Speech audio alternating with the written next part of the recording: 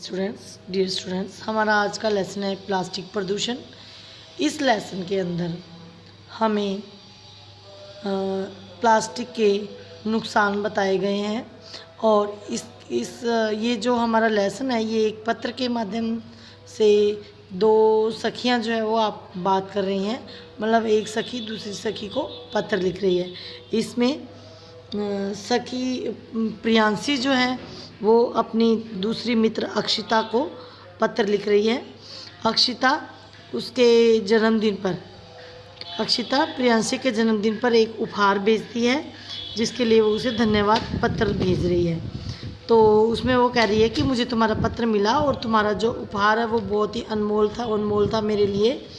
मुझे बहुत अच्छा लगा तुम्हारा उपहार, तुम्हारे उपहार के लिए धन्यवाद। तो वो कह रही है कि लेकिन जब मैंने उपहार खोला तो जब मैंने देखा कि तुमने अभी भी प्लास्टिक का प्रयोग करना बंद नहीं किया है तो मुझे बहुत दुख हुआ।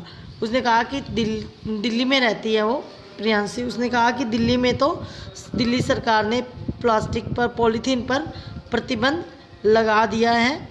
तो वो कहती है कि सचमुच ये सरकार द्वारा किया गया कार्य जो है बहुत अच्छा है। और वो कहती है आज मैं तुम्हें प्लास्टिक से होने वाली हानियों के बारे में बता रही हूँ। तो वो कहती है कि प्लास्टिक की सबसे बड़ी कमी ये है कि प्लास्टिक जो है वो प्राकृतिक रूप से कभी भी नष्ट नहीं होता है और जो हमारे स्वास्थ्य के लिए हानिकारक है। प्लास्टिक के कारखाने जो है वो प्रदूषण फैलाते हैं।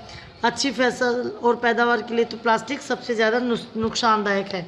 खेतों में मिट्टी के अंदर यदि प्लास्टिक आ जाता है तो बीज का अंकुर उससे ऊपर नहीं निकल पाता है। और उसके बाद वो कह रही है कि बड़े दुख की बात है कि घर हो या दुकान सभी जगह प्लास्टिक का ही बोलबाला हो गया है। और वो कहते हैं कि जब भी पहले हम बाज़ार से सामान लेने जाते थे तो कागज़ के थैले या थैलियों में सामान जो है मिलता था, लेकिन आजकल हर चीज़ प्लास्टिक की थैलियों का प्रयोग किया जाने लगा है। ये गलत है।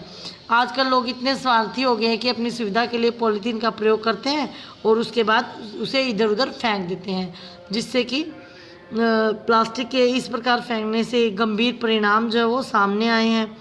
कुछ दिन पहले वो प्रियांशी बताती है कि कुछ दिन पहले वो अपनी माँ के साथ बाज़ार गई थी तो वहाँ उसने देखा कि एक गाय ने कूड़े के ढेर में पड़े प्लास्टिक खा लिया, जिसके कारण उसे अपनी जान गंवानी पड़ी। ऐसे ही बहुत से निर्दोष पशु पक्षी मानव की स्वार्थी प्रवृत्ति के कारण अपनी जान से हाथ धो बैठते हैं। तो वो कह रही है कि मानव जीवन के विकास के लिए स्वच्छ वातावरण का होना बहुत ज़रूरी है, नहीं तो वो दिन दूर नहीं जब हमारा जीवन भी खतरे में पड़ सकता है। तो वो कहती है कि इस सावधानी से हमें छुटकारा पाना चाहिए। इसके लिए हम जब भी बाज़ार कोई सामान लेने जाएं तो हमें अपना थैला ज़रूर साथ में लेके जाना चाहिए। वो जब भी हमें कभी आवश्यकता पड़े तो कागज़ या कपड़े के थैले और थैलियों का ही प्रयोग करना चाहिए।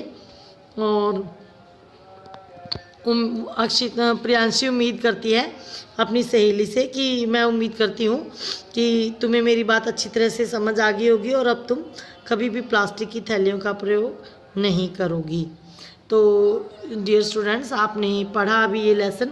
इस लेसन में प्लास्टिक से होने वाले नुकसान के बारे में बताया गया है कि किस प्रकार प्लास्टिक जो है वो कभी भी प्राकृतिक रूप से नष्ट नहीं होता है और अगर हम उसे जलाते हैं तो भी उससे बहुत ही हानिकारक गैस निकलती है जो कि हमारी ओजोन परत के लिए हानिकारक है, हमारे वायुमंडल के लिए हानिकारक है। इसलिए हमें प्लास्टिक का उपयोग कम से कम करना चाहिए और प्लास्टिक का जितना हो सके हमें रिसाइकल करना चाहिए, ठीक है।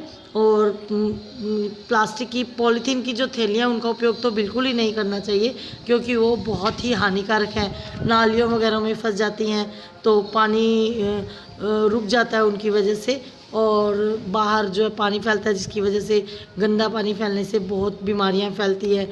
पशु अगर आवारा पशु उन्हें खा लेते हैं तो उन्हें अपनी जान से हाथ धोना पड़ता है।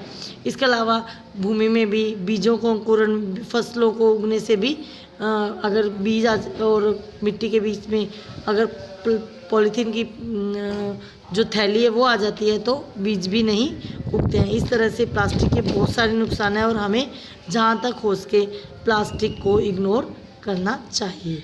धन्यवाद।